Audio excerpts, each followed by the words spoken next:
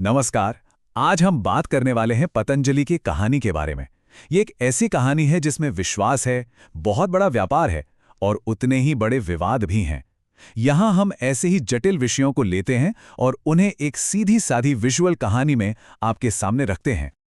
आज की हमारी ये पूरी पड़ताल जेन ज़ी वे चैनल के एक सोर्स पर आधारित है। हम ये देखने की कोशिश करेंगे कि आखिर कैसे एक योग गुरु ने भारत का इतना बड़ा कंज्यूमर गुड्स एम्पायर खड़ा कर दिया। सोचिए, एक वक्त था जब सिर पर हर्बल उत्पाद रखकर बेचे जाते थे और आज 45,000 करोड़ रुपए से भी ज्यादा का विशाल कारोबार है। तो चलिए कहानी की शुरुआत में चलते हैं। साल 2000 और इस कहानी के केंद्र में दो लोग हैं, बाबा रामदेव और आचार्य बालकृष्ण। देखते हैं कि इनकी शुरुआत आखिर कितनी साधारण थी। सोर्स हमें बताता है कि 2000 के दशक की शुरुआत में ये दोनों कथित तौर पर इतने गरीब थे कि बाजार में अपने सिर पर रखकर खुद का बनाया हुआ हर्बल पेस्ट बेचा करते थे।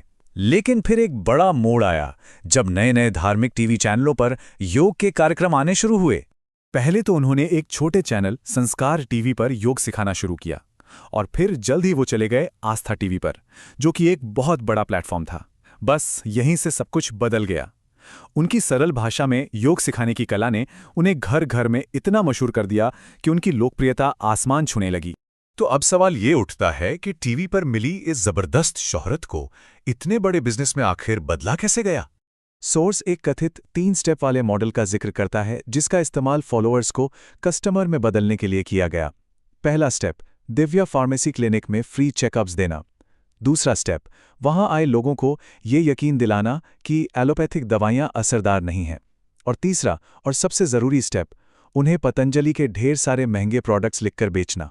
और ये स्ट्रैटेजी कहना पड़ेगा ज़बरदस्त काम कर गई। जैसा कि ये चार्ट दिखा रहा है, 2014 से पहले पतंजलि का रेवेन्यू था करीब 800 करोड़ रुपए और 2018-19 तक ये 10 गुना बढ़कर पहुंच गया 8,000 करोड़ रुपए पर। सोर्स ये भी बताता है कि इस तेज ग्रोथ के लिए 2014 के बाद आयुष मंत्रालय की स्थापना से माहौल बहुत अनुकूल हो गया था। लेकिन देखिए, जब इतनी तेजी से ग्रोथ होती है तो विवाद भी साथ साथ चलते हैं। उन पर टैक्स चोरी के आरोप लगे। कहा गया कि गरीबों के लिए जो मुफ्त के प्रोडक्ट्स थे उन्हें मुनाफे के लिए बेचा जा रहा था। और तो और वर्कर्स को कम पैसे देने और प्रोडक्ट्स में जानवरों की हड्डियों का पाउडर इस्तेमाल करने जैसे आरोप भी लगे। हालांकि दोबारा हुई जांच में ये आखिरी दावा खारिज हो गया था। जैसे जैसे ये एम्पायर बड़ा होता गया वैसे वैसे इनके दावे और भी बड़े होते गए और साथ ही इनके प्रोडक्ट्स पर सवाल भी उठने लगे।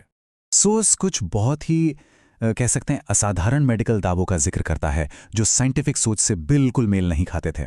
जैसे 2006 का एक कथित बयान था कि मैं एड्स का इलाज कर सकता हूं, ये कॉन्डोम जो तुम इस्तेमाल करते हो वे एड्स को नहीं रोकते। इस तरह के दावे अक्सर सरकारी हेल्थ कैंपेन के भी सीधे सीधे खिलाफ जाते थे। और इन सब में सबसे बड़ा मामला था कोरोनिल का, जिसे कोरोना महामारी के दौरान कोविड के इलाज के तौर पर लॉन्च किया गया। सिर्फ 4 महीनों में इसकी 2.5 मिलियन किट बिक गईं।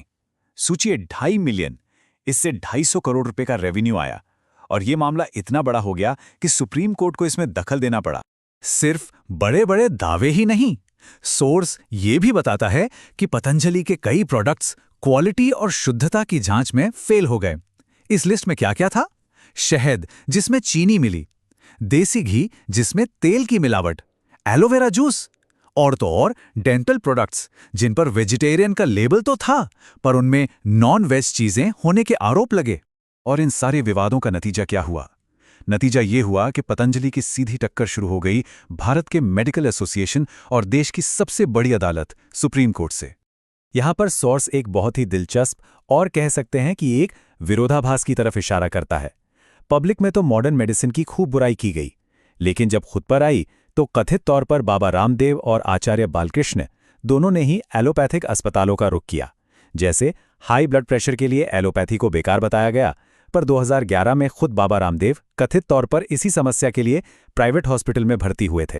चलिए इस कानूनी लड़ाई की टाइमलाइन को देखते हैं कि ये मामला कैसे आगे बढ़ा। 2022 में इंडियन मेडिकल एसोसिएशन ने भ्रामक विज्ञापनों की शिकायत की। नवंबर 2023 में सुप्रीम कोर्ट ने कड़ी चेतावनी दी कि हर झूठे दावे वाले प्रोडक्ट पर 1 करोड़ का जुर्माना लगेगा। लेकिन जनवरी 2024 तक भी पतंजलि ने कथित तौर पर भ्रामक ऐड चलाना जारी रखा और फिर मार्च 2024 में जब नोटिस को भी नजरअंदाज कर दिया गया तो दोनों को खुद कोर्ट में हाजिर होने का हुक्म मिला।